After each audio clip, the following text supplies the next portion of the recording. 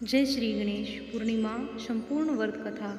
द्वापर युग में एक समय की बात है कि यशोदा जी ने कृष्ण जी से कहा कि तुम सारे संसार के उत्पन्न करता, पालन पोषण करता, संहार करता हो। आज कोई ऐसा व्रत मुझसे कहो जिसके करने से मृत्यु लोक में स्त्रियों को विधवा होने का भय न रहे तथा यह व्रत सभी मनुष्यों की मनोकामना पूर्ण करने वाला हो। श्री कृष्ण जी कहने लगे कि हे माता, तुमने अति सुंदर प्रश्न किया है। मैं तुमसे ऐसे ही व्रत को सविस्तार कहता हूँ। सौभाग्य की प्राप्ति के लिए स्त्रियों को 32 पूर्णिमाओं का व्रत करना चाहिए। इस व्रत को करने से स्त्रियों को सौभाग्य संपत्ति मिलती है। यह व्रत अचल सौभाग्य को देने वाला और भगवान शंकर के प्रति मनुष्य मात्र की भक्ति को बढ़ाने वाला है। यशोदा जी कहने लगे कि हे कृष्ण, सर्वप्रथम इस व्रत को मृत्यु लोक में किसने किया, इसके विषय के बारे में विस्तार पूर्वक मुझे कहो। श्री कृष्ण जी कहने लगे कि इस भूमंडल पर एक अगणित प्रसिद्ध राजा चंद्रहास से पालित अनेक प्रकार के रत्नों से परिपूर्ण कातिका नाम की एक नगरी थी। वहां धनेश्वर नाम का एक ब्राह्मण था और उसकी स्त्री अति सुशील रूपवती थी। दोनों ही उस नगरी में बड़े प्रेम के साथ रहते थे। घर में धन धान्य की कोई कमी नहीं थी। उनको एक बहुत बड़ा दुख था कि उन्हें कोई संतान नहीं थी, जिस वजह से वह बहुत दुखी रहते थे। एक दिन बड़ा तपस्वी योगी उस नगरी में आया और वह योगी बाकी सभी घरों से भिक्षा मांग कर भोजन किया करता था, लेकिन उस ब्राह्मण के घर से भिक्षा नहीं मांगा करता था। एक दिन योगी गंगा किनारे भिक्षा मांगकर प्रेम पूर्वक खा रहा था कि धनेश्वर ने योगी को यह सब करते हुए देख लिया और उन्होंने उनसे पूछा कि अपनी भिक्षा अनादर से दुखी होकर धनेश्वर योगी से बोले, सभी घरों से भिक्षा लेते हो परंतु मेरे घर की भिक्षा कभी नहीं लेते, इसका क्या कारण है। योगी कहने लगा, आपके धर्म में हमें आपका धर्म इस बात की आज्ञा नहीं देता है, क्योंकि आप गृहस्थ जीवन में एक सुख से वंचित है। आपके घर में संतान होने पर मैं आपके घर से भिक्षा स्वीकार आपके जो संतान होगी अगर आपके घर में, तो मैं वहाँ से भिक्षा स्वीकार कर लूँगा। उन्होंने कहा कि जिसे संतान नहीं है उसके घर से भिक्षा लेने से मेरा भी पतित हो जाने का भय है। धनेश्वर यह सब बात सुनकर बहुत दुखी हुआ और हाथ जोड़कर योगी के पैरों में गिर पड़ा और दुखी मन से कहने लगा कि आप मुझे संतान प्राप्ति के उपाय बताएं। आप सर्वज्ञ हैं, मुझ पर अवश्य ही कृपा कीजिए। धन की मेरे घर में कोई कमी नहीं है, लेकिन मैं संतान न होने के कारण अत्यंत दुखी हूँ। आप मेरे इस दुख का हरण कीजिए। यह सुनकर योगी कहने लगे, तुम चंडी जी की आराधना करो, यानी कि काली मैया की पूजा करो। घर पहुंचकर उन्होंने यह सारी बात अपनी पत्नी को बताई और खुद वन में चला गया। वन में पहुंचकर उसने चंडी की आराधना की और उपवास किया। चंडी ने 16 दिन उसको सपने में दर्शन दिया और कहा कि हे धनेश्वर, जा तेरा पुत्र होगा, लेकिन उसकी आयु सिर्फ 16 वर्ष ही होगी। 16 वर्ष की आयु में उसकी मृत्यु हो जाएगी। अगर तुम दोनों स्त्री पुरुष 32 पूर्णिमाओं का व्रत करोगे तो वह दीर्घ आयु हो जाएगा। जितनी तुम्हारा समर्थ है उतने आँचे के दिए जलाकर शिव जी का पूजन करना, लेकिन पूर्णमासी 32 ही होनी चाहिए।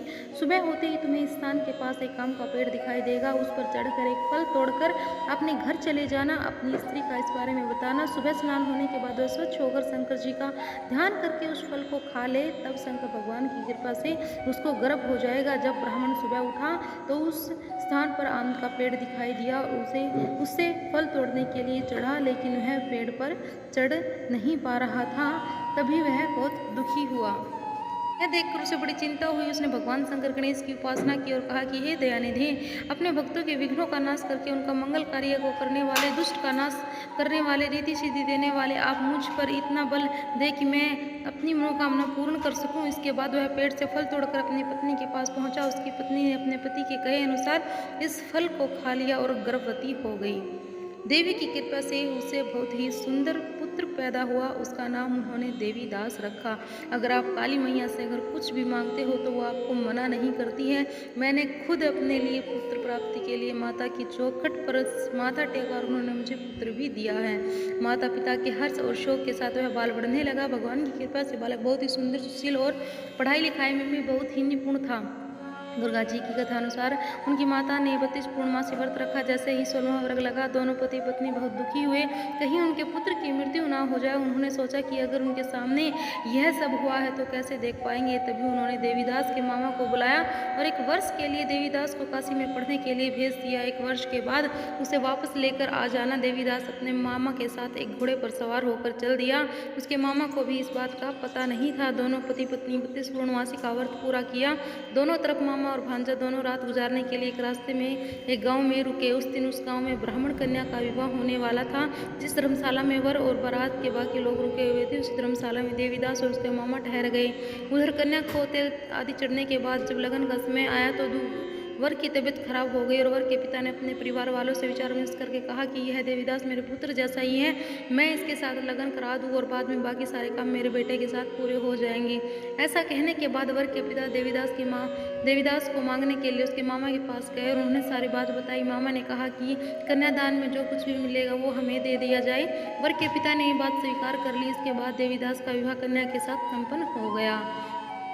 इसके बाद वह अपनी पत्नी के साथ भोजन न कर सका और मन में विचार करने लगा कि न जाने कहीं यह किसकी पत्नी होगी। यह सोचकर उसकी आंखों में आंसू आ गए। तब वधू ने पूछा कि क्या बात है, आप उदास क्यों हैं। तब उसने सारी बातें पत्नी को बता दी। तब कन्या कहने लगी कि ब्रह्म विवाद के विपरीत है, आप ही मेरे पति हैं। देवीदास ने कहा ऐसा मत करिए, क्योंकि मेरी आयु बहुत कम है, मेरे बाद आपका क्या होगा। लेकिन उसकी पत्नी नहीं मानी और बोली, स्वामी आप भोजन कीजिए। दोनों रात में सोने के लिए चले गए। सुबह देवीदास ने पत्नी को 4 नागों से जड़ी एक अंगूठी दी और एक रुमाल दिया। वह बोला कि हे प्रिय, इसे ले लो और संकेत समझकर स्थिर चित्त हो जाओ। मेरे मरण और जीवन जानने के लिए एक पुष्प वाटिका बना लो, उसमें सुगंधित वाली एक नव मल्लिका लगा लो, उसको प्रतिदिन जल से सींचा करे और आनंद के साथ खेलो कूदो। जिस समय और जिस दिन मेरा मरण प्रांत होगा उस दिन यह फूल सूख जाएगा। जब यह फिर से हरा हो जाए तो जान लेना मैं जीवित हूँ। यह समझकर वह वहाँ से चला गया। इसके बाद जब वर और बाकी बारात मंडप में आए तो कन्या ने उसे देखकर कहा कि यह मेरा पति नहीं है, मेरा पति वह है जिनके साथ मैंने रात में विवाद हुआ, इसके साथ मेरा विवाह नहीं हुआ है। अगर यह वही है तो यह बताए कि मैंने इसको क्या दिया। साथ ही कन्यादान के समय को भूषण मिले उन्हें दिखाए। कन्या की यह सारी बातें सुनकर वह कहने लगा कि मैं यह सब नहीं जानता। इसके बाद सारी बारात भी अपमानित होकर लौट गई। भगवान कृष्ण बोले, हे माता, इस प्रकार देवीदास काशी चला गया। कुछ समय बाद जब बीत गया तो एक सर्प उसको डसने के लिए वहां आया, लेकिन वह उसको काट नहीं पाया, क्योंकि उनकी माता ने पहले ही 32 पूर्णिमा का व्रत कर लिया। इसके बाद खुद काल वहां आ पहुंचे। भगवान की कृपा से तभी वहां माता पार्वती और भगवान गणेश आ गए। देवीदास को मूर्छित दशा में देखकर माता पार्वती ने भगवान शिव से प्रार्थना की कि महाराज, इस बालक की माता ने पहले ही 32 पूर्णिमा व्रत कर लिए हैं, आप इसको प्राण दे। भगवान शिव ने माता पार्वती के कहने पर उसे प्राण दे दिए। तो बोलिए जय हो चंडी मैया की जय हो। उधर उनकी पत्नी उनके काल की प्रतीक्षा कर रही थी। उसकी पत्नी ने जाकर देखा कि पुष्प और पत्र दोनों ही नहीं है, तो उसको बहुत आश्चर्य। उसने देखा कि पुष्प वाटिका फिर से हरी हो गई, तो वह समझ गई कि उनका पति जिंदा हो गए हैं। इसके बाद वह बहुत ही प्रसन्न होकर अपने पिता से कहने लगी कि मेरे पति जीवित हैं, उनको ढूंढिए। जब 16वां वर्ष व्यतीत हो गया तब तो देवीदास अपने मामा के साथ काशी से चल दिया। इधर उसकी पत्नी परिवार वालों उन्हें ढूंढने के लिए जा रही थी कि उन्होंने देखा कि देवीदास और उसके मामा उधर ही आ रहे हैं। उसको देखकर उनके ससुर बहुत प्रसन्न हुए और उसने अपने घर ले आए। वहाँ सारा वर्ग इकट्ठा हो गया और कन्या ने भी उसे पहचान लिया। देवीदास ने इसके बाद अपनी पत्नी और मामा को लेकर वहाँ से चल दिए। इसके ससुर ने भी उसे बहुत धन दहेज दिया। जब वह अपने घर की तरफ चल रहा था तो उसके माता पिता को लोगों ने खबर दी कि तुम्हारा पुत्र देवीदास अपनी पत्नी और मामा के साथ आ रहा है। ऐसा समाचार सुनकर पहले तो उन्हें विश्वास नहीं हुआ, लेकिन जब देवीदास आया तो उसने अपने माता पिता के पैर छुए तो देवीदास के माता पिता ने उनका माथा चूमा और दोनों को अपने सीने से लगा लिया। दोनों के आने की खुशी में धनेश्वर ने बहुत दान दक्षिणा ब्राह्मणों को दी। तो पूर्णमासी व्रत करने से हमारी संतान की आयु लंबी हो जाती है और धन धान्य से परिपूर्ण होते हैं। तो ऐसे श्री कृष्ण जी कहने लगे कि इस धनेश्वर को 32 पूर्णिमाओं के व्रत के प्रभाव से संतान प्राप्त हुई। जो स्त्रियां इस व्रत को करती है वे जन्म जन्मांतरों तक वैधव्य का दुख नहीं भोगती और सदैव सौभाग्यवती रहती है। और यह मेरा वचन है कि व्रत संतान देने वाला और सभी मनोकामनाओं को पूर्ण करने वाला यह व्रत है। तो आप भी इस व्रत को जरूर कीजिएगा। अगर आप में इतना सामर्थ्य है कि आप इस व्रत को रख सकते हैं तो ज़रूर कीजिएगा। और चैनल को लाइक एंड सब्सक्राइब भी ज़रूर कीजिएगा। एक लाइक तो ज़रूर कीजिएगा। आप सभी को धन्यवाद कथा सुनने के लिए। मिलते हैं आपको अगली कथा में।